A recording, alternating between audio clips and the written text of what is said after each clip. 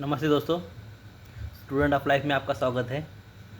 अभी आजकल शादी का सीज़न चालू है, तो कभी आपने सोचा है कि शादी में जो लड़की शादी करके आती है तो वो अपना जो मायका है वो त्याग कर, अपने दोस्त, नए दोस्त, पुराने दोस्त त्याग कर, वो जो जिस माहौल में वो पली बड़ी है उसको छोड़कर वो नए घर में आती है।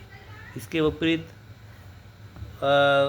जो लड़का रहता है, जो नवरा पतिदेव रहता है, उसके माँ रहते हैं, पिताजी रहते हैं, दोस्त रहते हैं, उसके कॉलेज में कलीग्स रहते हैं, पूरा इन्वायरमेंट रहता है। तो उसका आप अगर कंपेयर करोगे तो उसका 100% रिलेशन रहता है। लेकिन और जो लड़की आती है उसके जो 90% रिलेशन वो टूट जाते हैं या फिर कांटेक्ट नहीं रहता। लेकिन जैसे जैसे आगे बढ़ते हैं, उसको फास्ट फॉरवर्ड करते हैं, आगे बढ़ते हैं, जैसे जैसे आगे बढ़ते हैं, आते 10 साल बाद, 20 साल बाद, तो ड्यूरिंग क्या होता है कि वो लड़की new contacts, new relation establish करती है। वो अपने मायके वाले से, भाभी हो गई, ननद हो गई, उनसे बात करती है, आस पड़ोस के लोगों से बात करती है, वो छोटी किटी पार्टी का मेंबर होती है, या फिर कोई बिजनेस चालू करती है, कुछ नया काम चालू करती है, सास के साथ, अपने बेटियों के साथ, सबके साथ रिलेशन बिल्ड करती हो। इसके विपरीत वो जो लड़का रहता है, पति, वो क्या करता है, वो अपनी जॉब में, काम में, धंधे में बिजी रहता है और धीरे धीरे धीरे धीरे during the process of time उसके दोस्त टूटते जाते हैं, उसके रिलेशंस जो रहते हैं, रिलेटिव जो है, उनके साथ कांटेक्ट उसका मिलना जुलना कम हो जाता है। तो द प्रोसेस ऑफ उसके रिलेशंस 100% जो रिलेशन है वो कम होते होते होते आते हैं। और in spite of on other hand वो कौन, जो लड़की जो नई शादी करके उसके रिलेशन बिल्ड होते रहते हैं। पुराने रिलेशन तो रहते हैं, साथ में नए रिलेशन भी बिल्ड होते रहते हैं। तो ये दोनों का फ़र्क है। और 20 साल के बाद ये जो आदमी है वो शायद अच्छे पोजीशन पे होगा, क्लास 1 ऑफिसर होगा या फिर क्लर्क होगा, तो वो रिटायर तो होगा। रिटायर होने के बाद वो क्या होता है कि उसको जो रिस्पेक्ट मिलने का रहता है वो रिस्पेक्ट नहीं मिलता।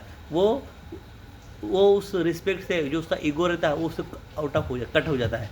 इसके विपरीत वो जो माँ रहती है, अभी वो पति है तो वो अपने काम के सिलसिले में, बिजनेस के सिलसिले में, जॉब के सिलसिले में वो अपने बच्चों के साथ टाइम नहीं दे पाता, ना ही अपने पति पत्नी को टाइम दे पाता है। तो जो बॉन्ड, जो स्पेशल रिलेशनशिप जो डेवलप होता है, जो बॉन्ड डेवलप होता है बेटों का और बच्चों का, वो पिता के साथ नहीं होता है, माँ के साथ ज़्यादा होता है। तो 20 साल के बाद, 30 साल के बाद आप देखोगे तो माँ का रिलेशनशिप 100% रहता है, नया रिलेशनशिप डेवलप होता है। लेकिन वो जो आदमी है, जो पतिदेव है, उसका रिलेशनशिप, दोस्तों ज़िंदगी के बहाव में आगे बढ़ जाए, बहुत कुछ कम हो जाएंगे। जॉब आपकी साइड में, उसके रिलेटिव, आपके जो कलीग्स है, मित्र परिवार है, वो भी टूट जाएगा रिटायरमेंट के बाद। और बच्चे भी काम के सिलसिले में बाहर चले जाएंगे, किसी की शादी हो जाएंगी, उसको तो एक ही सहारा रहता है, उसके वाइफ का।